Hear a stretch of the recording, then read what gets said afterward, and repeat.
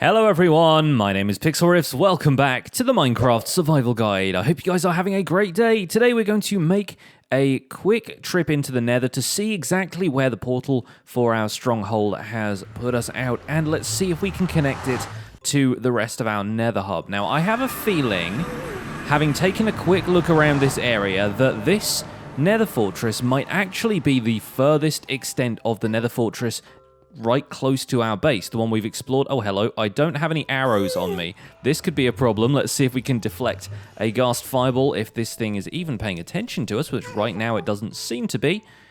All right, look in this direction. They've got a cone of vision, but occasionally they will spot you from a distance. I don't want to get interrupted in the middle of this. Nope, just go in your own way. All right, fair enough. Okay, let's take a look at the Nether Fortress over here. I have a feeling that this will actually lead us back into the Nether Fortress that we are familiar with already. And if my hunch is correct, there we go. I knew as soon as I started placing blocks, this guy was going to try and have a go. Come on then.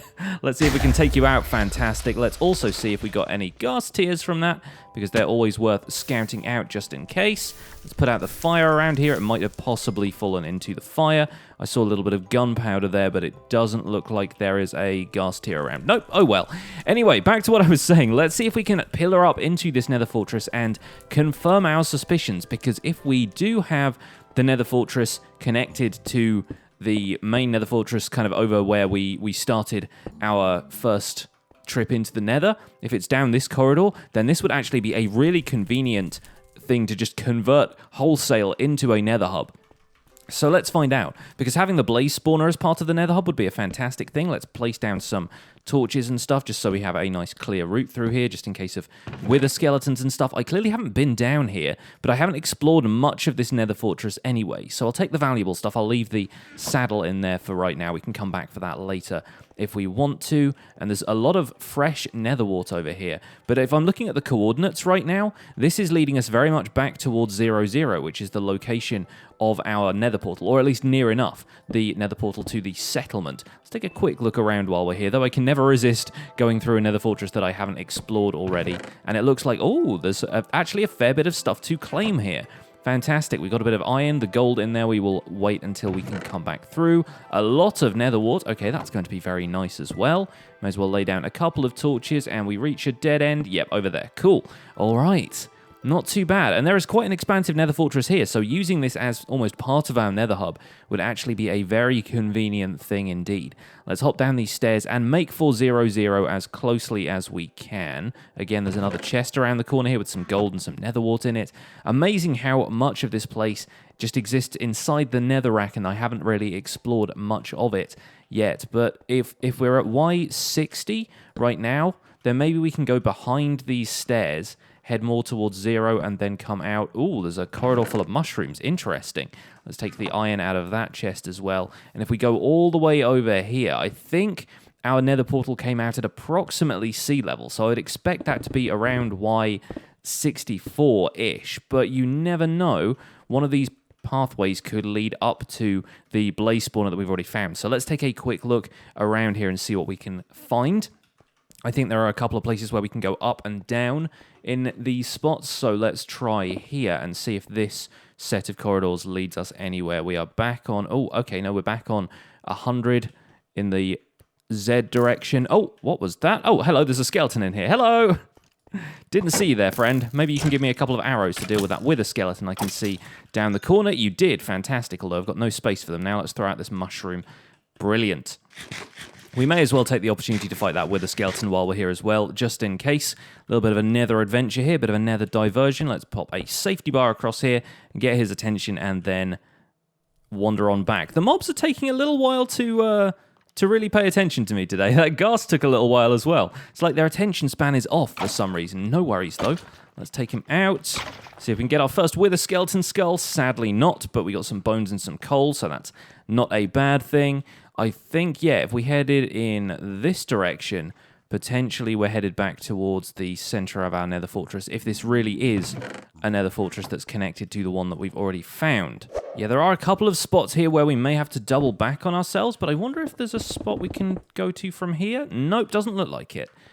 Interesting. So maybe we will have to dig through here to the nether fortress that we already found, but they are in very close proximity if that is the case. I think over here is probably going to be the best place to do that. So let's start digging from here back to 0, 0. We'll try and get as close as we possibly can to our original portal coordinates, and they're going to be around there somewhere. And this is something that obviously if you've built your nether portal close to your spawn point, then that's going to be very, very easy to locate in the nether because you don't have to worry too much about remembering the coordinates if you dig back towards the 0, 0 point in your nether. And there we go, look at that. That's actually relatively close, which is making me think that maybe that nether fortress is connected to this one. I was just pursuing it in the wrong direction. Like if we had gone over that way a little bit more, if we'd trusted in going east a little bit more, then maybe we would have found a connection to this nether fortress. We will see. But for now, at the very least, we can hop back into our little impromptu nether hub here, drop back through to the homestead, and drop off all of the stuff we got at the stronghold. And while I'm here, I'm actually going to put this book with Depth Strider 3 and Feather Falling 4 onto my boots here, because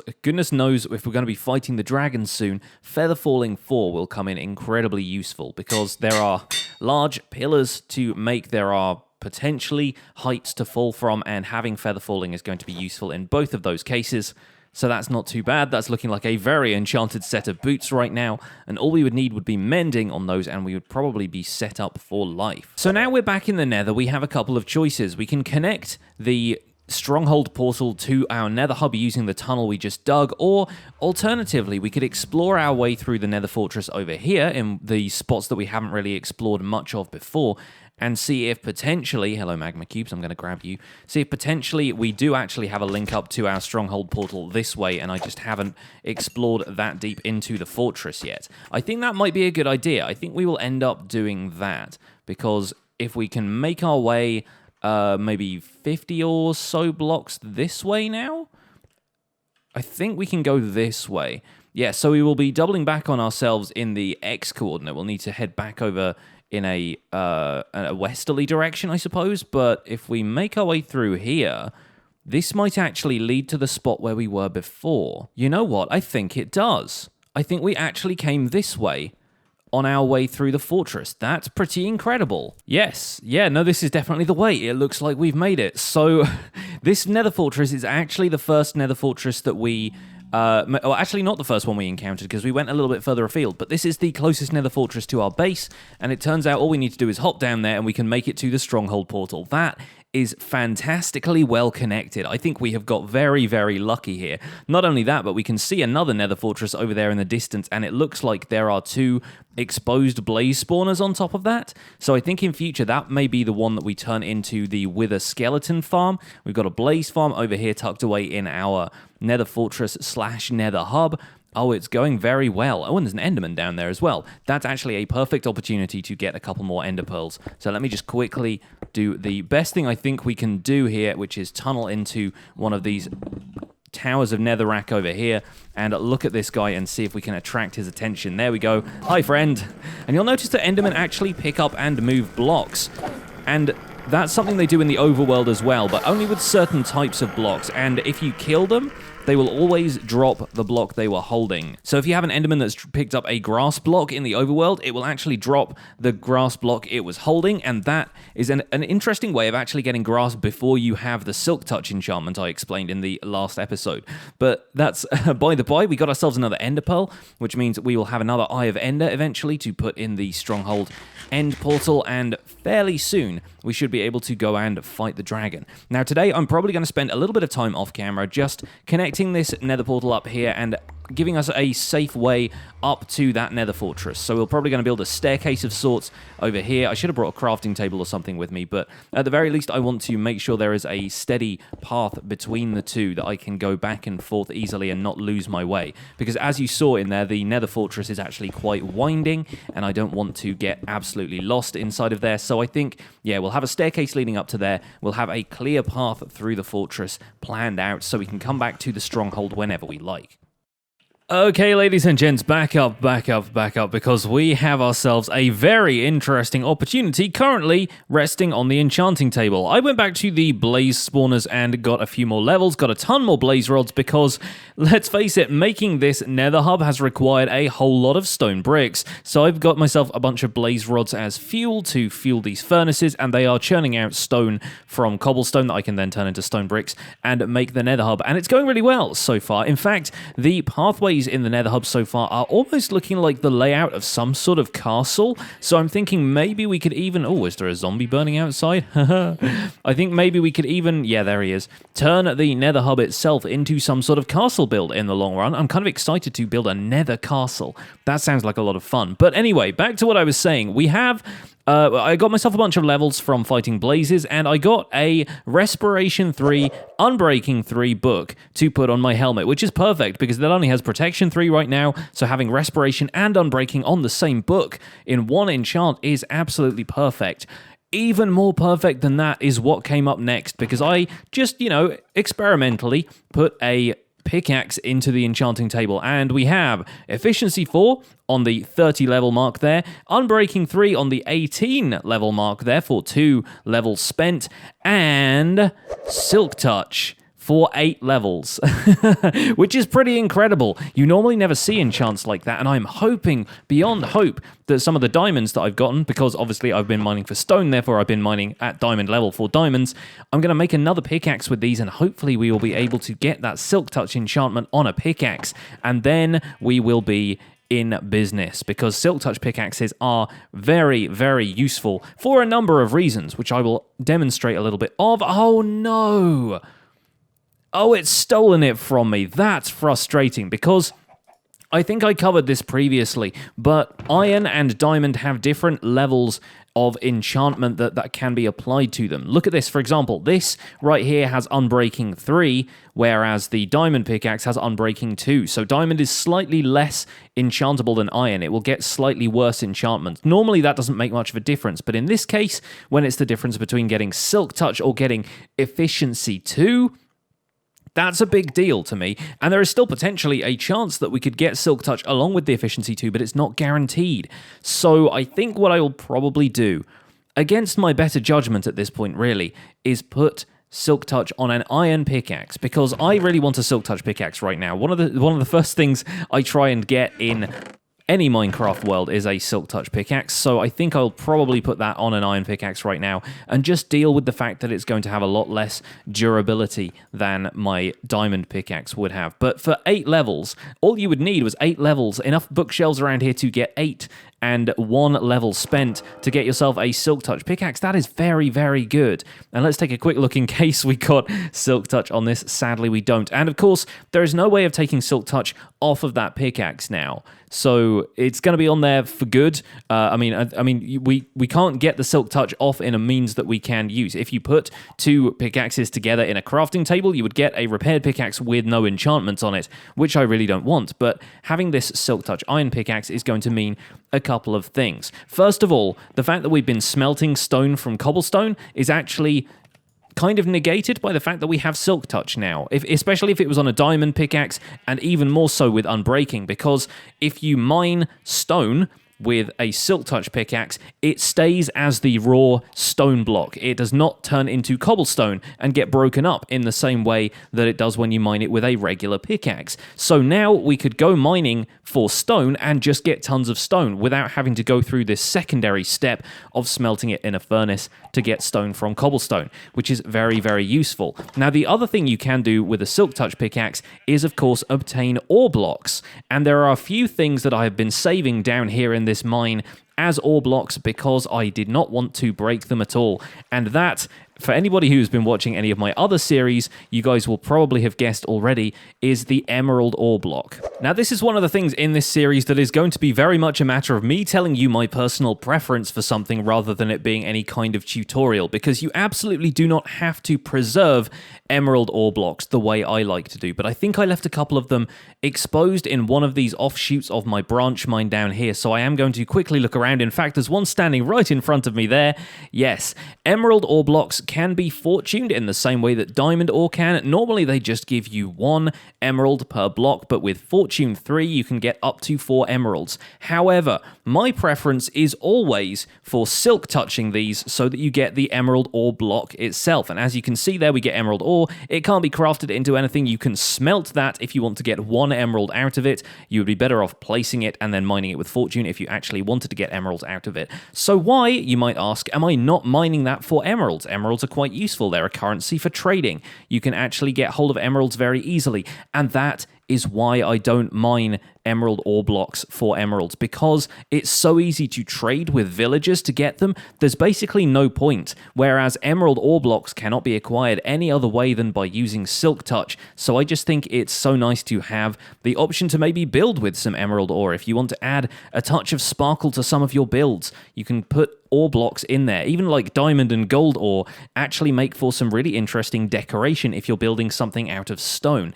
And I think emerald ore is such a unique block. It's so rare in the world because you can only find it in mountain biomes that it's worth saving that way, and it's worth not fortuning it and turning it into emeralds, which you could just as easily get from trading a handful of paper with some villagers. But look at that. We've already started to gather 3 emerald ore blocks, which is really nice. I basically hoard emerald ore when I play Minecraft. I become like some sort of dragon that is taking all the emerald ore and keeping it for himself. And anyone who's seen my Decidedly Vanilla series will know that I will freely trade emeralds that I've gotten from villager trading with my server mates as long as they silk touch their emerald ore instead of fortuning it to get the currency. And that's just a personal preference thing, but I thought I would show you guys that as a bit of a demonstration as well for how you can use silk touch on a pickaxe. Now, as I mentioned before, if I silk touch some of this stone now, as you can see, it's not breaking down into cobblestone. It is just getting us some raw stone. So that's fantastic. And it would probably be in our best interests to keep this silk touch pickaxe alive for as long as possible, at least until we get a diamond one and we don't have to worry too much about the durability. So for right now, I'm going to put this pickaxe away. We're not going to be using it to mine a whole bunch of stuff unless silk touch is absolutely required, which it probably won't be for a couple of things, but somebody did point out on the comments of the last episode where we found the stronghold and I was explaining how silverfish can break out of the walls at any time.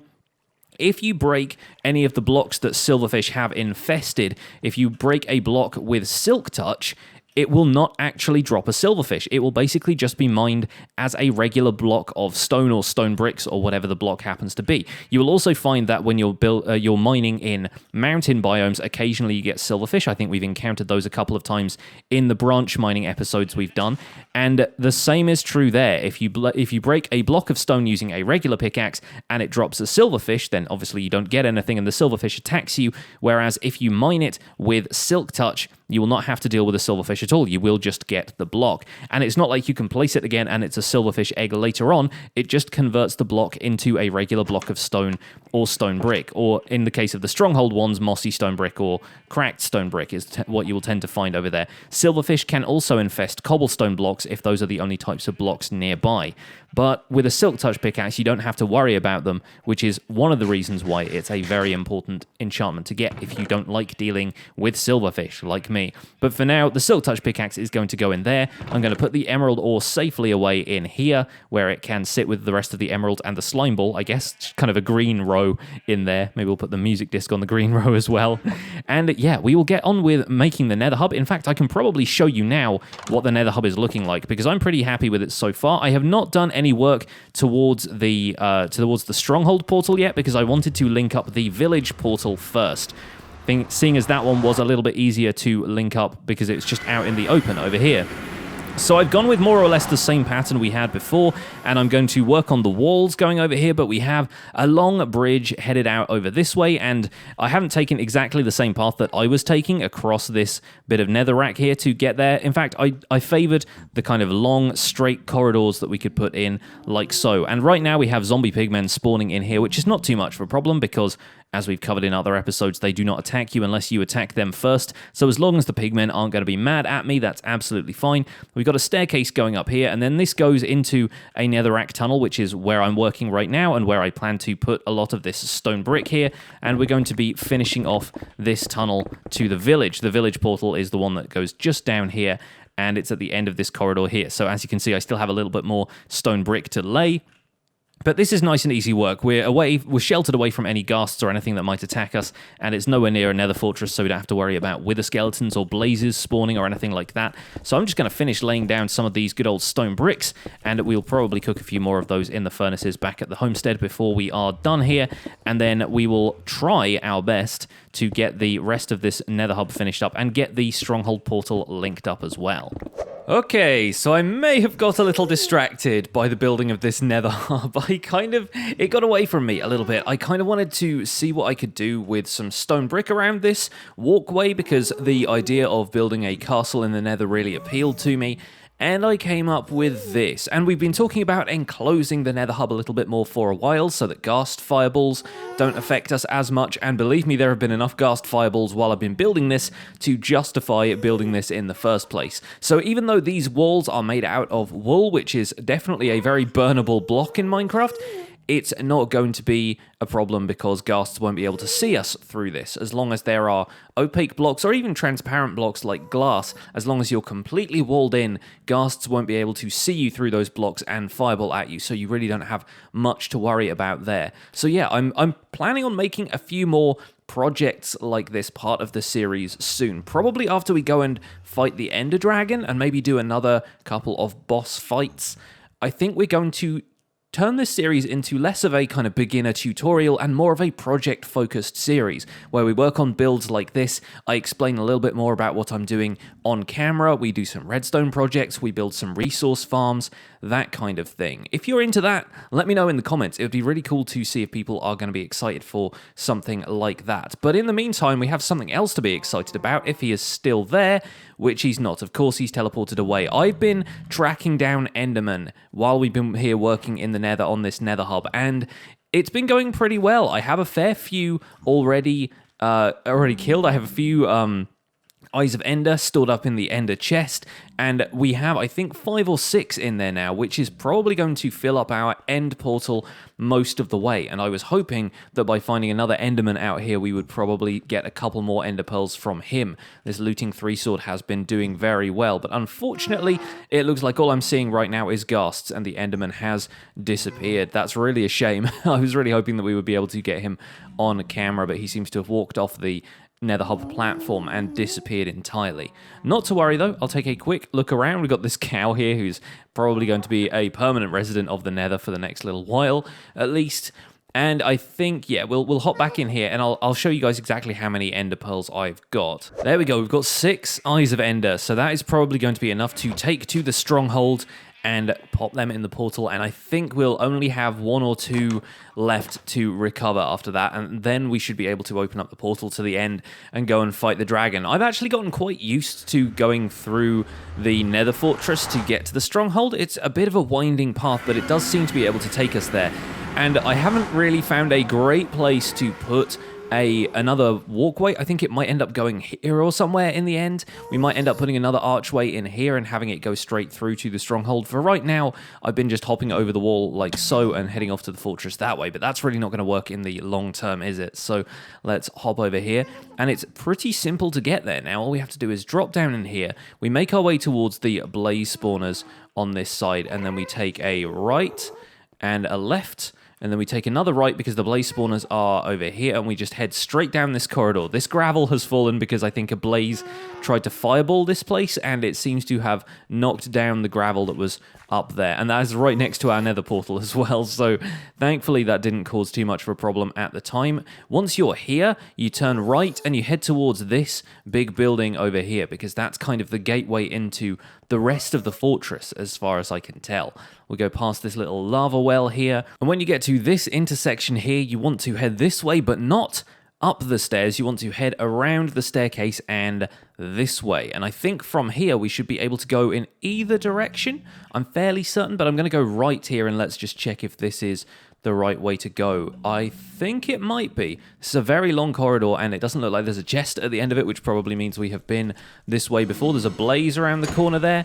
We'll just give him a couple of quick taps, and there, you see we have made a staircase down to this nether portal, and this is our portal to the stronghold. Fantastic, we made it. Took a little bit of trial and error, but we got there. And now we have loaded into the stronghold. We can see that the silverfish spawner is still spinning up there, but we have ourselves, yes, 7 more of these to place. So 6 Eyes of Ender is going to go quite a long way. We have 1 Eye of Ender left before we can officially activate this portal and enter the end. Not too bad. Not too bad if I say so myself. And while I'm here, I think I might steal a few of the bookshelves that we found in that library if I can find my way back to it, because hopefully we will be able to grab a whole bunch of books from there, and we can use those to enchant, because I am running out of books for enchanting, and I don't want to spend too much time at my cow farm if what I can do is get some nice, easy books. Now, this doesn't look like a corridor I've explored before. Ah, there's 3 diamonds in here. Fantastic. And it may still be that there are ender pearls in some of these corridor chests. So I'm going to take this one out and probably move some of these blocks out of the way just so I can have a nice clear access to this corridor and not get distracted by the fact that there was a chest there at one point. Let's see if we've got anything else. Nope, looks like that goes out into a cave. We've got a pickaxe, a saddle, and some apples. Not bad, I suppose, but we'll leave those for now. I wonder if there's another library around, because there are usually 1 or 2 in these strongholds. Let's break this chest, actually. Let's break that as we go so we don't have to worry too much about it. And I think this area is pretty much explored. Wait, there's a library down there. Is that one we found before? I have a feeling it's not. So let's try and dig towards that. Ah, fantastic. We made it. Look at that. Straight into the library here. And the torches on the walls are there automatically. Like they generate like that. So I don't think that's us having been here before. It certainly isn't. There's a lot of books and a lot of paper in here. Fantastic stuff. We'll throw the granite on the ground for now.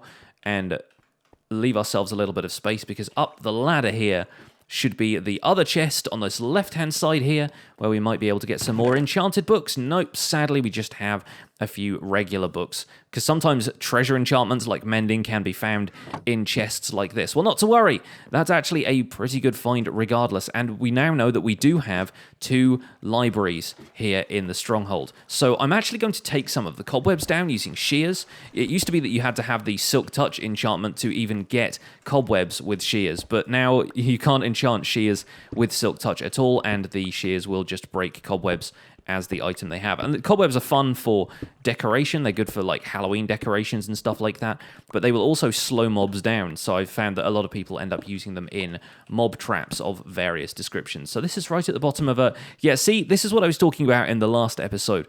It can sometimes generate so that you don't really have a clear passage into the libraries or some of the rooms from a stronghold, because these blocks here... Oh, that was a silverfish brick. There we go.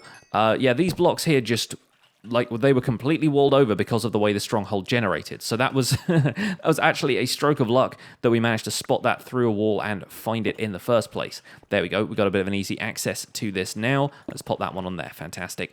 So let's take down a few more of these bookshelves as well, because I feel like having a nice healthy supply of books back at the base, and some of the books are staying caught in the cobwebs here and there. But I think it's going to be really useful to have a nice big supply of this, especially if we are able to do a little bit more blaze farming. We can get tons and tons of levels, and I'm slowly running out of space for these books, so I should probably make a chest here to place down some of... Yeah, let's put some of the resources in here. Let's put the stone bricks and things in here for the moment, so I can take stock of what I've got here and bring these books along with me. And with just the central shelves in this area cleared out, without even touching the walls, except for where we came through the wall on that side over there, we have almost 5 full stacks of books, which is pretty impressive. That is going to keep us going for the foreseeable future, as far as I'm concerned. We should not need to craft another book for a while, unless we want to make a ton of bookshelves for our base, which we could. But even having said that, this room would make quite a nice base if you're kind of considering inhabiting one of the generated structures in Minecraft. Like if you're the kind of person who doesn't want to build too much, you just want to move into a village or a stronghold like this, the library here looks fantastic. I think having bookshelves lining the walls like that is very cool, and I think it would look like a very, very nice home if you felt like moving into one of these. So feel free to occupy this one. As before, the coordinates of it are -70, 30, 16, 25 if you're using the same seed in this world.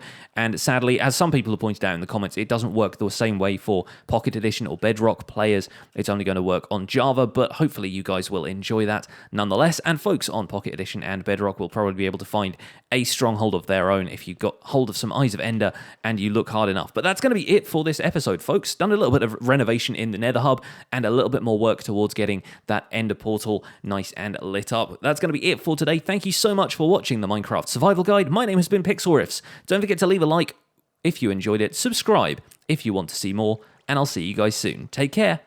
Bye for now.